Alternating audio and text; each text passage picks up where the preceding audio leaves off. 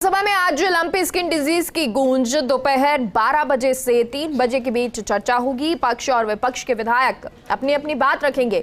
मंत्री लालचंद कटारिया जवाब देंगे। विपक्ष ने लंपी पर चर्चा की मांग की थी। विधानसभा में आज 2 बिल सदन के पटल पर आएंगे। विधानसभा अधिकारियों और सदस्यों को परिलब्धियों को लेकर पेंशन बिल, विधायकों का हाउसिंग अलाउंस इस बिल के बाद बढ़ जाएगा। राजस्थान सहकारी सोसाइटी संशोधन बिल रखा जाएगा। शाम को 4 बजे उपराष्ट्रपति जगदीप धनखड़ विधानसभा आएंगे और विधानसभा में उपराष्ट्रपति का अभिनंदन कार्यक्रम होगा। 4 बजे उपराष्ट्रपति पहुंचेंगे विधानसभा और वहां पर उनका अभिनंदन कार्यक्रम भी रखा गया है, डिनर भी रखा गया है।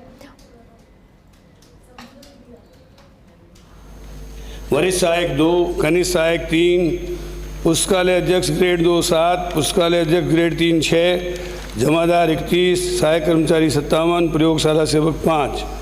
2 जी हाँ, प्रारंभिक शिक्षा विभाग द्वारा अध्यापक लेवल प्रथम व द्वितीय के रिक्त पदों को भरने हेतु राजस्थान पंचायती राज नियम 1996 के नियम 277 का में उल्लेखित प्रावधानानुसार अध्यापक सीधी भर्ती 2021-22 अंतर्गत लेवल प्रथम के 15,500 पदों पर चयनित अभ्यर्थियों की सूची जारी की गई, जिसमें से 14,695 अभ्यर्थियों द्वारा दिनांक 25/8/2022 तक कार्य ग्रहण कर लिया गया है।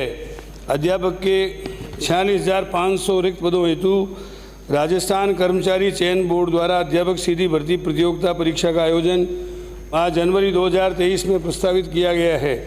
इसी प्रकार माध्यमिक शिक्षा विभाग द्वारा राजस्थान लोक सेवा आयोग अजमेर, राजस्थान कर्मचारी चयन बोर्ड जयपुर के माध्यम से विभिन्न पदों पर आयोजित भर्ती परीक्षा के तथा विभागीय पदोन्नति समिति के माध्यम से पात्र एवं चयनित आसार्थी उपलब्ध होने पर रिक्त पदों को भरा जा सकेगा। माननीय अध्यक्ष महोदय, मैं आपके माध्यम से मंत्री जी से ये पूछना चाहता हूँ कि जो रिक्त पदों की डिटेल है, ये अगस्त में ज्वाइनिंग के बाद ये पद रिक्त हैं और इनकी परसेंटेज अगर देखें तो उप प्रधानाचार्य 65 में से 64 खाली हैं और प्रिंसिपल्स आधे स्कूलों में प्रिंसिपल नहीं है और ये इन भर्ती के बाद की बात है। अगली भर्ती तो 23 की बात हो रही है।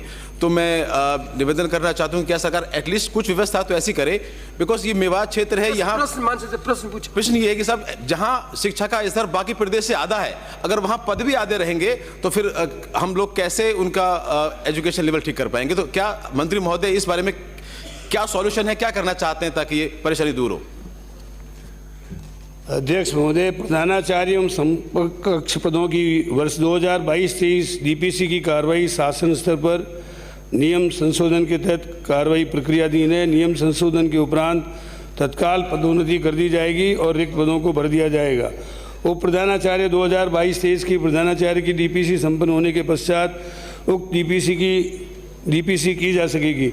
अभी हाल ही में जो 15,500 L1 के टीचर भर्ती किए गए थे, मैं आपके माध्यम से माननीय सदस्य को ये जानकारी देना चाहता हूं कि 64 L1 के सदस्य हमने प्राथमिकता के आधार पर नगर में लगाए हैं।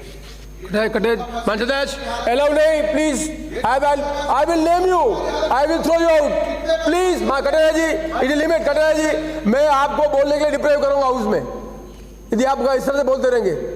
आप नियम कानून पालना नहीं चाहते, सीनियर लीडर है। बहुत example you want to set, YouTube पे लोग देख रहे हैं, बहुत सीनियर लीडर है भारतीय जनता पार्टी के। माननीय कटारिया जी। अध्यक्ष महोदय, भाग 2 में जो पूछा है उसका उत्तर इसमें नहीं। क्या सरकार उक्त रिक्त पद कौन से, ये जो सब ऊपर आपने एक लिस्ट दी, उक्त रिक्त पद हैं, भरने का विचार रखती है? इसके बारे में आपका कुछ भी जवाब नहीं है कि आप भरना चाहते हैं कि नहीं चाहते हैं, कब चलेंगे इन विभिन्न कैटेगरीज का, ये प्रश्न का मतलब था। मैं सोचता हूँ वो इसमें उत्तर नहीं है। केवल जो आपने किया है 3rd ग्रेड का, उसका एक आंकड़ा दे दिया और 23 में परीक्षा होगी कि नहीं होगी वो तो जो अभी होगी। तो इस प्रश्न के उत्तर का इस भाग को बिल्कुल अछूता छूटा, जो हम लोग आपसे रिक्वेस्ट करते हैं कि उनको इसके बारे में बताओ, इन सबों के बारे में क्या स्थिति आप ये बताओ। अध्यक्ष महोदय, प्रस्तावित नई भर्तियां, उसमें अध्यापक विशेष शिक्षा लेवल 1 के इनके भरे जा चुके हैं। बेसिक कंप्यूटर अनुदेशक, वरिष्ठ कंप्यूटर अनुदेशक, इनकी अर्थना भेजने की दिनांक 17/1/2022 थी। विज्ञप्ति इसकी जारी हो चुकी थी फरवरी में। परीक्षा की तिथि 18-19 जून 2022 को थी और इसके परीक्षा परिणाम 7/9/2022 को आ चुके हैं। व्याख्याताओं के 6000 पद आरपीएससी को भेजे हुए हैं। विज्ञप्ति जारी 28/4/2022 को हो गई। परीक्षा की तिथि डिक्लेयर हो गई।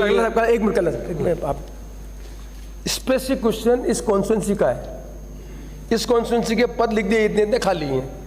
ये तो अपन जनरल बात कर रहे हैं, ये कर रहे हैं। उनका उद्देश्य था ये पद कब तक भरेंगे। उत्तर का जो पार्ट बी है वो पार्ट उससे रिलेवेंट नहीं है। विभाग खाली माननीय सदस्य को सूचित कर ले।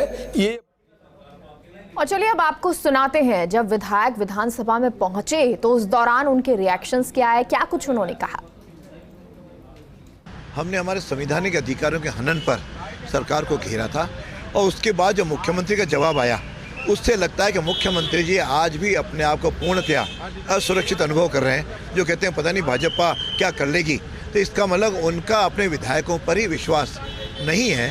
इतनी छूट होने के बावजूद कि लूट सको तो लूट सारे कांग्रेस के विधायकों को दे रखी है, उनकी सारी बातें मानी जा रही हैं, फिर भी अपने आप को इस तरह असहाय अनुभव करना ये लोकतंत्र के लिए और उनके लिए शर्मनाक है। मैं समझता हूँ यदि इतना ही है तो फिर लोकतंत्र में अपना इस्तीफा देकर के नैतिकता के आधार पर बाहर आ जाए, कांग्रेस दल को अपना कोई नेता चुन जाने दो, ये विपक्षी सरकार बनने दो।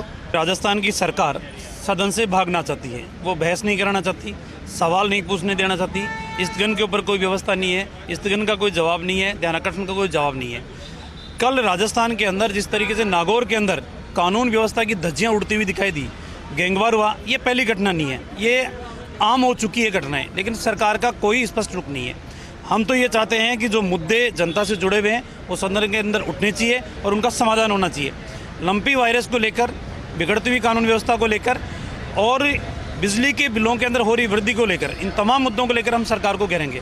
पूरा सैनी समाज माननीय मुख्यमंत्री जी से उनका डेलीगेशन कल मिला था और जिस प्रकार से उन लोगों ने काफ़ी समय से आंदोलन चल रहा था और समाज का एक वर्ग आज भी ऐसा है कि जो बहुत ज़्यादा पिछड़ा हुआ है, उसको लेकर उनकी डिमांड्स हैं। उन सभी मांगों पे जो भी विधि सम्मत जो कार्रवाई है उनके करने के लिए माननीय मुख्यमंत्री जी ने आश्वासन दिया है और बहुत ही जल्दी उनकी क्या मदद हो सकती है उन पे कार्रवाई की जाएगी।